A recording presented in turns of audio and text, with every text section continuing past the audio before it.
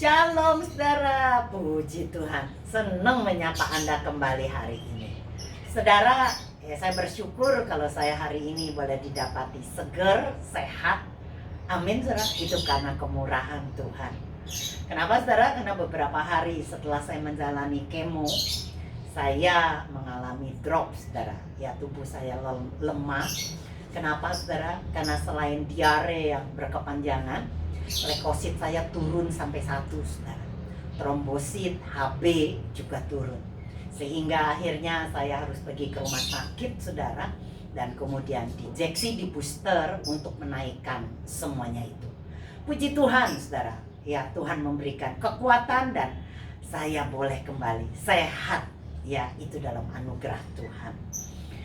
Sehingga hari ini saya bisa merekam saudara, dalam anugerah Tuhan. Nah, karena saya lagi sedang menjalani perawatan kemo, saya mau nggak mau sering ke rumah sakit saudara. Karena harus periksa darah, ke lab, harus kontrol ke dokter ataupun ya menjalani kemo. Dan saya lihat saat seperti sekarang ini saudara, bagaimana rumah sakit itu penuh dengan pasien. Bukan cuma ruangan IGD yang penuh dengan pasien, bukan cuma kamar rawat inap saudara yang penuh dengan pasien sehingga tidak lagi bisa menampung para penderita COVID saudara. Tetapi saya dapati ruangan-ruangan di rumah sakit itu juga penuh dengan pasien-pasien. Lobi rumah sakit saudara itu ya sudah begitu banyak dipakai, di mana orang berbaring dengan memakai oksigen. Di lorong-lorong saudara, bahkan di parkir, di tempat-tempat parkir itu penuh dengan orang. Sungguh saudara, sangat mengerikan melihatnya. Miris rasanya melihat semuanya itu saudara. Kenapa? Karena saya tahu saudara betapa mereka menderita begitu rupa. Tidak punya kamar, tidak dapat perawatan yang sebagaimana seharusnya karena keterbatasan tenaga para medis. Mereka memakai oksigen karena sesak napas. Dan selain itu, saya percaya mungkin mereka juga banyak mengalami kehilangan orang-orang yang mereka kasih. Karena penyakit corona ini saudara, yang merenggut, mengambil nyawa. Sehingga banyak orang yang meninggal karena penyakit ini. Satu kisah yang memilukan saya dengar saudara, bagaimana seorang ibu yang lagi hamil muda pergi ya ke sebuah kota, dan saudara ternyata saudara di kota itu dia terjangkit penyakit corona. Saudara, dokter akhirnya memutuskan untuk mengaborsi bayi yang ada di dalam kandungan karena terjangkit corona. Sang ibu harus merelakan bayi yang belum lahir itu untuk digugurkan. Tetapi saudara, bukan cuma cerita itu. Akhirnya sang ibu pun juga meninggal dunia. Tapi bisa bayangkan bagaimana perasaan sang suami setelah kehilangan anak yang belum sempat dilahirkan. Juga harus kehilangan istri karena penyakit ini. Saudara, ada begitu banyak penderitaan yang sedang terjadi saat ini. Dan saudara, tentunya tidak ada seorang pun yang suka saudara akan penderitaan saudara. Ya. Kenapa saudara? Kalau kita tanyakan, kenapa sang istri yang masih muda lagi hamil kok meninggal? Padahal dia pergi ke kota itu bukanlah untuk hura-hura, bukan untuk pergi ya jalan-jalan atau reunian saudara, ya untuk macam-macam hal, tetapi dia pergi untuk pelayanan saudara. Mungkin orang tanya saudara, kenapa itu terjadi? Kalau Anda tanya saya pun tidak bisa menjawabnya saudara. Ya, dan saya dapati mungkin keluarga yang mengalami kehilangan bertanya kepada Tuhan, kenapa ini harus terjadi Tuhan? Kenapa Tuhan tidak menjawab doa kami? Kenapa orang lain doanya dijawab? Apakah Tuhan marah kepada kami? Kenapa Tuhan diam? Saudara, mereka melihat ada begitu banyak orang ditolong Tuhan, disembuhkan Tuhan. Tapi kenapa kami tidak dijawab dan tidak disembuhkan? Dan saudara, saya tentunya tidak mengerti kenapa. Tidak ada jawaban saudara kalau saudara tanyakan itu kepada saya. Tapi Tetapi menurut saya penderitaan saudara adalah merupakan bagian daripada hidup di dunia ini. Coba pikir saja, kita lahir saja saudara, itu lewat penderitaan mama kita. Bagaimana pada waktu mama kita saudara hamil mengandung, saudara, itu masa-masa ngidam yang mungkin berat, masa-masa mengandung yang juga berat, masa melahirkan yang juga berat, saudara, harus diderita oleh mama kita. Tetapi orang tua kita rela menanggung itu karena mereka tahu, saudara, ya di dalam penderitaan mereka, mereka nanti akan mendapatkan hasil seorang anak yang dirindukan. Betul ya saudara ya? Jadi penderitaan akan menjadi ringan pada waktu kita tahu, saudara, penderitaan itu menghasilkan sesuatu.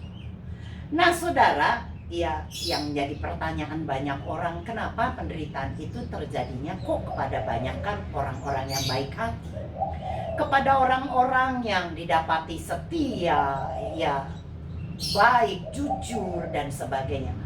Tetapi justru orang-orang yang jahat, orang-orang yang bajingan, saudara, tidak mengalami apa-apa. Mereka justru bertambah makmur, mereka bertambah kaya, mereka sehat-sehat, bahagia, padahal hidupnya bergajul, hidupnya rusak luar biasa. Sehingga mereka dikenal karena kejahatannya. Kenapa kok anak-anak Tuhan yang percaya Yesus, orang-orang yang baik, bahkan pendeta, hamba-hamba Tuhan, kok ngalami penyakit? Buat mereka mungkin juga mempertanyakan, kenapa pendeta kok bisa sakit kanker seperti saya? Kok pendeta bisa kanker? Seharusnya kan pendeta itu orang yang kudus, orang yang suci, orang yang berkenan di hati Tuhan, pasti dijaga oleh Tuhan dan dilindungi. Jadi kalau sampai pendeta kanker, mungkin itu karena pendeta itu punya dosa, punya kesalahan. Karena bagi mereka pendeta itu harus hidupnya rohani, saudara. Ya, dan saudara, ya, sehingga selalu mereka mempertanyakan kalau seorang hamba Tuhan terjangkit penyakit yang mengerikan. Saudara, kalau Anda tanya saya itu, saya akan bilang, apa iya seperti itu? Kalau kita membaca di dalam Alkitab, ada begitu banyak orang-orang yang hidupnya benar, saudara, tetapi juga mengalami penderitaan. Misalnya saja Ayub, saudara. Kita membaca bagaimana Ayub didapati hidupnya berkenan, kudus, tulus, setia, saudara. Tetapi dia mengalami penderitaan yang begitu banyak dan berat. Apa ada yang salah dari Ayub? Belum lagi Paulus, saudara. Bagaimana hidupnya mengalami penganiayaan, saudara, mengalami susah, saudara, mengalami penderitaan yang begitu luar biasa, saudara. Apakah karena Paulus punya dosa? Saudara, ya kalau kita melihat begitu banyak hamba-hamba Tuhan, saudara, yang hidupnya benar tapi mengalami penderitaan. Jadinya saudara, buang pikiran. Kalau seorang hamba Tuhan, orang yang percaya kepada Yesus, tidak perlu menderita, tidak akan menderita, tidak akan dan tidak pernah menderita. Saudara, jangan pernah pikir seperti itu, saudara. Karena kita membaca orang-orang yang benar juga mengalami penderitaan.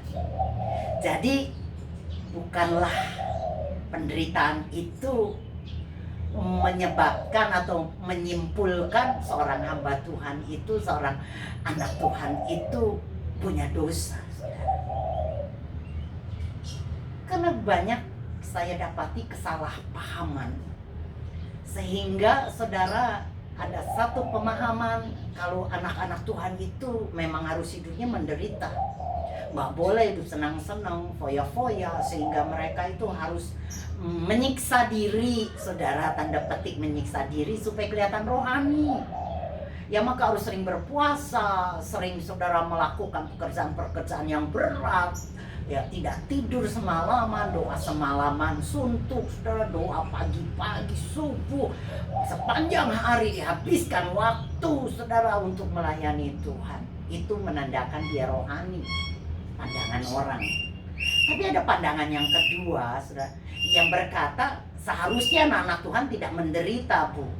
Ya karena dia ini kudus, suci, berkenan, pasti hidupnya diberkati, kaya, sukses, sehat. Sehingga saudara, kesuksesannya, kekayaannya, kesehatannya dijadikan barometer saudara kerohaniannya. Ya kalau dia makmur sehat berarti rohani. Benar dia orangnya, kudus. Tapi kalau dia sakit menderita berarti ada salah. Saudara, kedua pendapat itu saya berkata salah besar. Amin, saudara.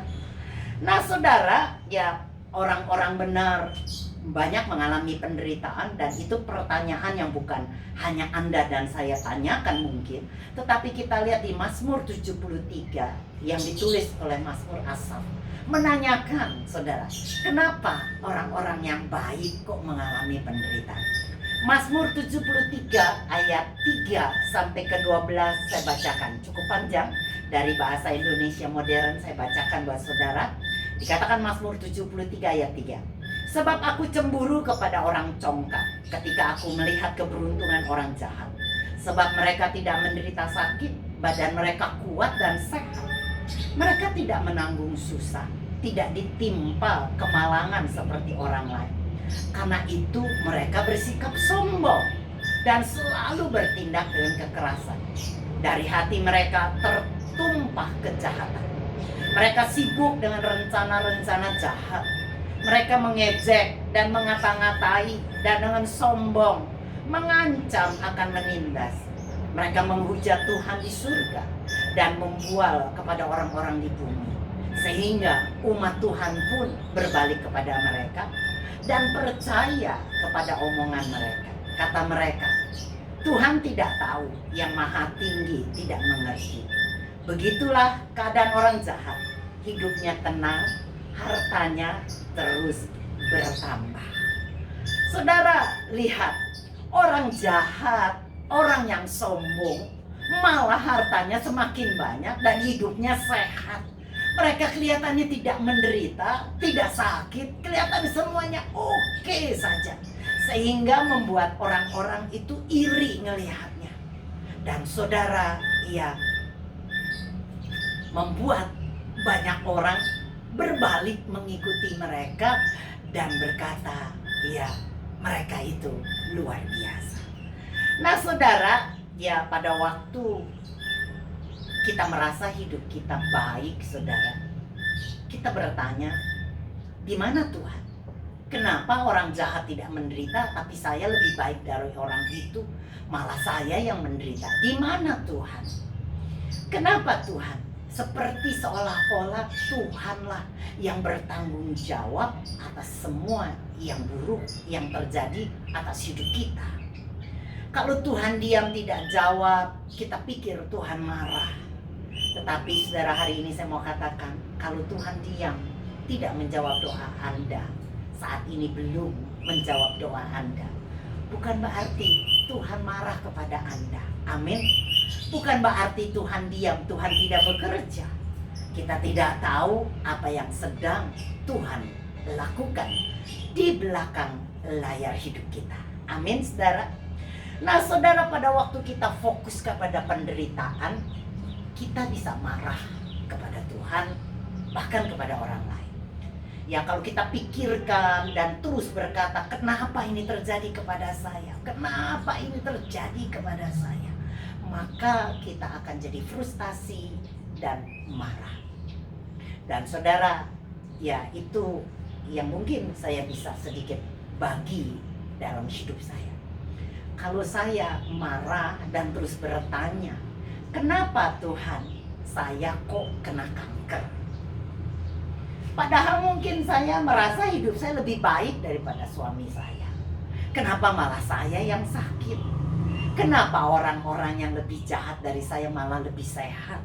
Saudara, kalau saya terus berpikir ke situ, fokus kepada masalah penyakit saya, maka kemungkinan saya bukan cuma marah kepada Tuhan, tapi juga marah kepada banyak orang. Apalagi marah kepada orang yang menyakiti hati kita. Dan kita berkata, gara-gara lu sih, gara kamu sih, sehingga gue jadi sakit hati karena perbuatanmu kepadaku memang menyakitkan. Dan karena itu aku jadi benci sama kamu, dan sekarang aku jadi sakit. Saudara, kalau kita berkubang dengan pikiran itu terus menerus, saudara, kita tidak akan pernah keluar dari keputusasaan dan tidak akan pernah keluar dari kemarahan. Pilihannya, saya ini mau terus berkubang dengan kebencian, kekecewaan, atau saya mau beranjak keluar, bergerak bersama Tuhan. Memang gak gampang, tapi saudara, bersama Tuhan pasti bisa. Untuk itu, bila saudara lagi sedang menderita hari ini, janganlah berfokus kepada penderitaanmu, tetapi saudara, mari kita alihkan pikiran kita, perasaan sakit hati kita. Kita mau berpikir positif, kita mau berpikir yang terbaik, saudara, untuk hidup kita. Amin. Misalnya saja, saudara, kemo saya sudah jalani 2 kali, tinggal 4 kali lagi. Saya bisa berkata, saudara, tinggal 4 kali lagi. Amin. Atau saya berkata, aduh, masih 4 kali lagi. Itu pilihan. Anda bisa mengerti ada perbedaan antara saya berkata, masih 4 kali lagi saya harus jalani kemo. Saya harus mengalami 4 kali lagi penderitaan, sakit, mual, lemes, lesu, ya, leukosit turun, dan diare, kesemutan, dan sebagainya. Saya mungkin bisa berkata, aduh, masih 4 kali lagi.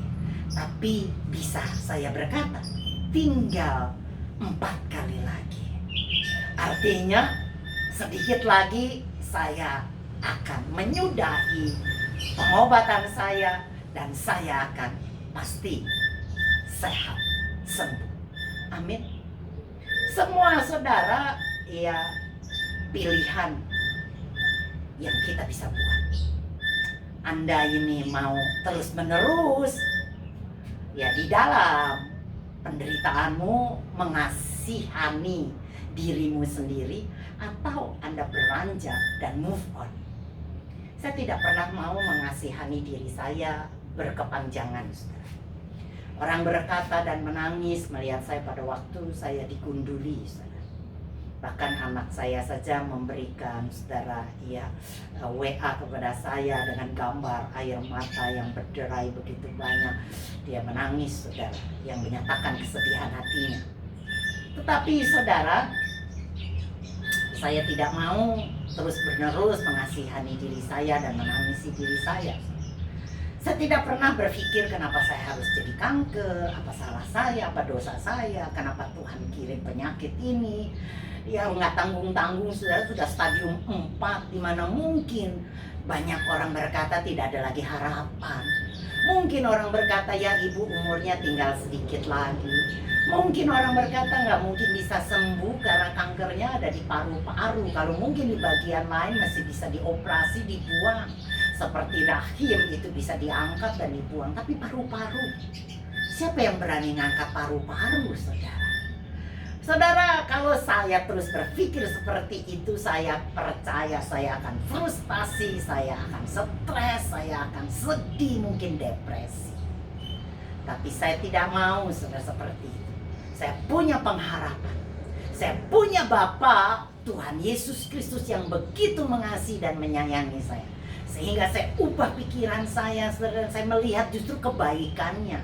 Pada waktu saya diare cukup banyak, saudara, sehari itu saya bisa sampai puluhan kali. Sudah makan obat nggak mempan, saudara, masih terus, saudara, ya, keluar seperti air, saudara. Ya, tapi saya bersyukur, saya berkata, Tuhan terima kasih.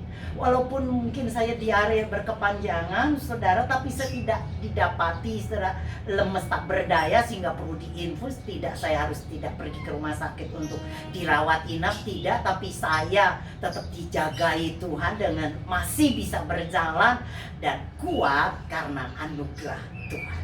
Amin. Nah saudara, ya lihat saudara, Mazmur 73, kita lanjutkan di ayat ke-17 sampai ke-20.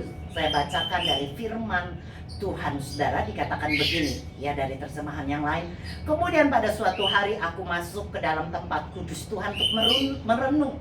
Terpikirlah olehku akan masa depan orang-orang jahat itu. Sesungguhnya jalan yang sedang mereka tempuh sangat licin. Dengan tiba-tiba Tuhan akan membiarkan mereka tergelincir ke dalam jurang kebinasan mereka. Dengan seketika kebahagiaan mereka diganti dengan ketakutan yang kekal. Hidup mereka yang sekarang hanya sekedar impian, mereka akan terbangun dari mimpi itu dan dihadapkan pada kenyataan yang sebenarnya. Nah saudara, Mazmur 73 di awal mempertanyakan kenapa orang jahat itu hidupnya sehat dan makmur. Tapi kemudian saudara di ayat berikutnya dapat sebuah kesadaran. Kalau semua yang didapat orang itu adalah sementara. Tetapi apa yang didapat di dalam kekekalan saudara, itulah yang sangat penting. Karena semua dunia akan berlalu dengan seluruh kekayaan dan kejayaan.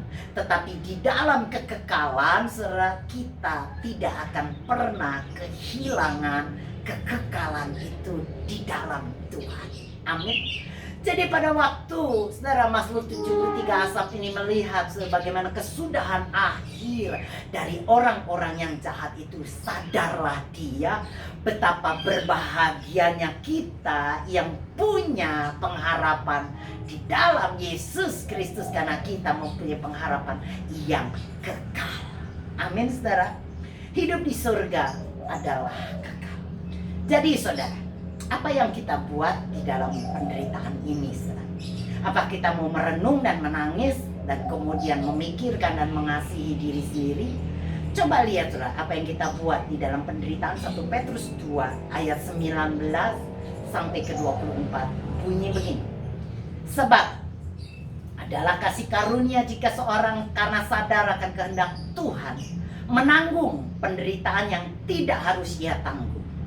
Sebab dapatkah disebut pujian jika kamu menderita pukulan karena kamu berbuat dosa? Tapi jika kamu berbuat baik dan karena itu kamu harus menderita, maka itulah adalah kasih karunia pada Tuhan. Sebab untuk itulah kamu dipanggil, karena Kristus pun telah menderita untuk kamu dan telah meninggalkan teladan bagimu supaya kamu mengikuti jejaknya. Ia tidak berbuat dosa dan tipu tidak ada dalam mulutnya. Ketika ia dicaci maki, ia tidak membalas dengan mencaci maki. Ketika ia menderita, ia tidak mengancam, tapi ia menyerahkannya kepada Dia yang menghakimi dengan adil. Ia sendiri telah memikul dosa kita di dalam tubuhnya di kayu salib, supaya kita yang telah mati terhadap dosa hidup untuk kebenaran. Oleh bilurnya kamu telah sembuh. Saudara, pada waktu kita di dalam penderitaan, coba lihat saudara, teladan daripada Yesus Kristus. Dia menjadi teladan. Pada waktu dia menderita, dicaci, dianiaya, dia tidak membalas, dia tidak memaki saudara, tetapi dia berbuat kebaikan. Saudara, penderitaan membawa penyerahan kepada Bapa, menghadirkan kebaikan di tengah ketidakbaikan. Anda paham itu ya? Nah saudara, ya jadinya dalam penderitaan ini kita bisa mengikuti teladan kita Yesus Kristus saudara, untuk tetap menghadirkan kebaikan. Saudara, pada waktu kita mengerti akan makna penderitaan yang kita alami saat ini mungkin saudara, ya maka kita bisa menghadirkan kebaikan di tengah penderitaan kita. Saya tidak mau ya saudara cuma hanya merenung dan menangis, tapi saya coba di tengah penderitaan saya tetap mau memberikan kebaikan saudara. Karena Yesus telah memberikan teladan bagi saya. Apa yang saya buat? Ada teman yang juga sakit saudara, ya kanker. Saya tahu itu dan kemudian saya WA, saya berikan dorongan, saudara, saya memberikan semangat buat dia. Kemudian juga ada teman yang anaknya juga tiba-tiba sakit, saudara. Saya support, saya berkata, jangan takut, saya berikan terus kekuatan lewat kata-kata yang saya berikan, saudara, lewat WA dan telepon. Saya menghadirkan kebaikan di tengah penderitaan saya. Amin, saudara. Kita bisa, saudara, juga mungkin bagi Anda ya mendoakan teman-temanmu yang lagi sedang menderita, menghadirkan kebaikan buat mereka. Saudara, orang-orang yang lagi sedang menderita itu tidak perlu, saudara, diberikan nasihat panjang lebar, diberikan firman dan digurui, saudara, diajari seperti Anda jadi seorang guru, seorang rohani yang luar biasa. Saya berkata, seorang yang lagi menderita tidak perlu itu. Tapi orang yang menderita perlu, saudara, akan simpati, empati. Cukup mungkin dengan kata-kata yang sedikit, saudara, tetapi memberikan kekuatan. Cukup mungkin dengan sentuhan-sentuhan, saudara, lewat doa, lewat ucapan. Atau mungkin saudara bisa memberikan sedikit makanan, memberikan perhatian, memberikan, saudara, berkat, saudara, apa yang Anda punya. Sehingga saudara, orang yang menderita merasa dirinya tidak sendirian, tapi dia dilingkupi, dikelilingi oleh orang-orang yang peduli kepada dia. Dan itu adalah obat yang sangat mujarab bagi orang yang sedang menderita. Amin, saudara. Jadi saudara, ya penderitaan itu akan membawa kebaikan. Saudara, saya percaya Anda adalah orang-orang yang luar biasa. Amin, saudara. Puji Tuhan. Hari ini saya berdoa bagi Anda, biarlah Tuhan Yesus menguatkan Anda, memberikan sentuhan cinta yang luar biasa sehingga Anda mengerti dan tahu bahwa Anda tidak sendirian karena ada Tuhan Yesus bersama Anda. Amin. Shalom bagi kita, shalom bagi Indonesia, shalom bagi semua. Haleluya. Amin. Amin. Amin.